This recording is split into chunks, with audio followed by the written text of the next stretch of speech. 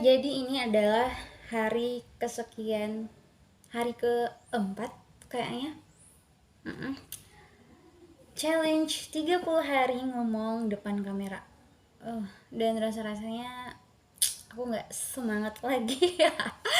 Kebiasaan nih emang nggak bisa konsisten. Nah, karena kali ini aku nggak cari-cari artikel or something untuk dibahas. Jadi, aku memutuskan untuk membahas para buku ini. The Lazy Genius Way. Aku lupa ya judul Indonesianya itu apa. Pokoknya seni hidup apa adanya untuk menciptakan kebahagiaan dan mengurangi stres. Sebenarnya aku belum selesai baca buku ini, tapi kayak ada beberapa insight dari buku ini yang aku suka banget dan kayak masih nyantol banget gitu aku cuy gitu deh. Jadi kayak buku ini tuh ngejelasin uh, pada kita buat agar kita tuh peduli pada hal-hal yang penting untuk kita dan malas untuk hal yang nggak penting gitu loh. Terus ada satu bab dimana dalam buku ini dia ngebahas tentang judul babnya itu kan putuskan sekali. Kan aku suka banget di sini. Diputuskan sekali ini dia ngejelasin di bab itu kalau kita itu tuh bisa mempermudah hidup dengan cara putuskan sekali. Misalnya nih dalam hal pakaian, apalagi cewek, urusan outfit tuh kayak ribet banget pokoknya bilangnya nggak ada baju padahal ya bajunya selemari cuy gitu. Kayak untuk mempermudah hal-hal kayak gini nih kita bisa menerapkan prinsip putuskan sekali tadi. Misalnya putuskan sekali hari Senin itu mau pakai baju apa misalnya saat kuliah. Nah, putuskan sekali. Nah, di hari-hari Senin berikutnya kita akan terus memakai baju yang sama gitu. Terus hari Selasa yang pakai baju apa, hari Rabunya mau pakai baju apa, terus gitu-gitu terus. Nah, misalnya juga nih dalam hal kado, kita tuh kayak sering banget mikir nanti kasih kado apa ya ke teman kita yang ulang tahun kah, or yang baru dapat promosi jabatan atau apa gitu ya, yang membutuhkan hadiah-hadiah gitu. Nah, kita kan suka bingung tuh untuk hal-hal kayak gitu. Nah, dia ini nyaranin buat pakai prinsip putuskan sekali itu. Misalnya ada teman yang ultah nih, kan nggak mungkin dong kita, bukan nggak mungkin sih, tapi bagi kalian-kalian yang pemalas tapi mau jadi pemalas yang jenius, nah bisa menggunakan prinsip putuskan sekali. Jadi putuskan sekali mau beli apa untuk hadiah gitu, misalnya tumbler, ya udah untuk hari-hari berikutnya kalau mau kasih hadiah ke teman kasih tumbler. Pokoknya ya udah putuskan sekali, itu intinya putuskan sekali apa yang mau kamu pakai, apa yang kamu gunakan, apa yang mau kamu lakukan gitu-gitu loh. Terus ada juga prinsip yang kedua di sini yang aku inget banget. eh Namanya itu prinsip apa ya, aku lupa lagi. Mulailah dari yang kecil. Nah, karena misalnya aku tuh lagi belajar bahasa Inggris kan.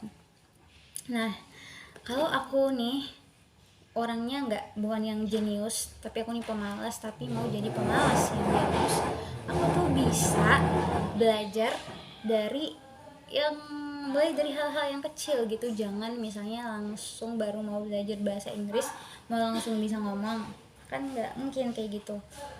Bisa dimulai dari misalnya perbanyak kosakata dulu, atau prinsip mulai dari hal yang kecil itu bisa juga diterapkan di kehidupan kita yang lain. Contohnya apa ya, misalnya lagi mau apa, nge apa sih, lagi mau ngebiasain baca buku. Kamu nggak harus baca buku yang sehari tuh yang berlembar-lembar 10 15 gitu-gitu. Satu lembar, dua lembar ya itu udah cukup untuk ngebangun kebiasaan maybe. Kita kayak aku males banget.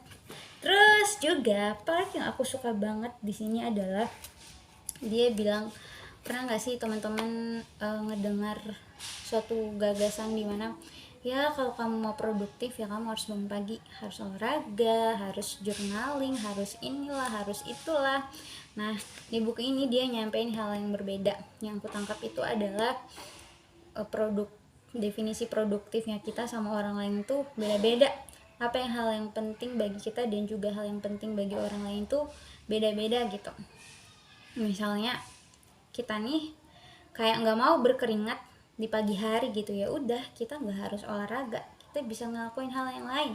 Misalnya sebenarnya kita nggak suka journaling, ya udah kita nggak harus journaling gitu, kita nggak harus memulai pagi kita dengan olahraga, kita bisa ngelakuin hal yang menurut kita penting gitu loh. Gitu sih, jadi kayak ya udah nggak harus ngikutin kebiasaan-kebiasaan umum yang orang lain lakukan. Kalau itu emang nggak cocok buat kita ya nggak usah dijalanin, kalau emang cocok kayak why not gitu kan, gitu. Terus yang terakhir yang mau aku sampaikan adalah, jadi ini tuh kayak aku relate banget karena aku tuh bukan tipe orang yang suka menceritakan segala hal ke orang lain gitu, aku lebih suka mendam sendiri. Nah di buku ini bilang kalau kita itu nggak harus menyuruh, dia tuh bilangnya menyuruh orang lain masuk ke kehidupan kita di saat keadaan kita tuh lagi genting. Nggak gitu. Misalnya kita pun lagi cuma pengen ngobrol biasa-biasa aja, ya udah izinkan orang lain mengetahui tentang diri kita, izinkan orang lain untuk bisa berbaur dengan kita. Kita nggak harus misalnya punya temen nih, kita nggak harus berkomunikasi atau bercerita ke teman kita tuh hanya karena ada hal-hal yang penting atau mendesak saja. Enggak, ya teman itu ya seseorang yang tempat kita sharing hal-hal kecil, hal-hal konyol yang kita lakuin. Dia bilang kalau hubungan yang erat dan dekat itu tuh tidak diciptakan dengan hanya kita sharing hal-hal yang hal-hal yang mendesak atau hal-hal yang genting gitu-gitu, hal-hal yang serius. Tapi hubungan yang dekat dan hubungan yang baik itu adalah tercipta dari bagaimana kita itu bisa menyampaikan hal-hal kecil yang kita rasakan ke teman kita, tercipta dari obrolan-obrolan kecil yang kita lakukan setiap hari gitu loh. Jadi jangan nunggu waktu genting atau lagi ada masalah dulu baru kita izinin orang lain buat masuk ke kehidupan kita, ya gitu. Ya udahlah, semoga ngerti, kayak aku lagi males banget. Ayo fit konsisten.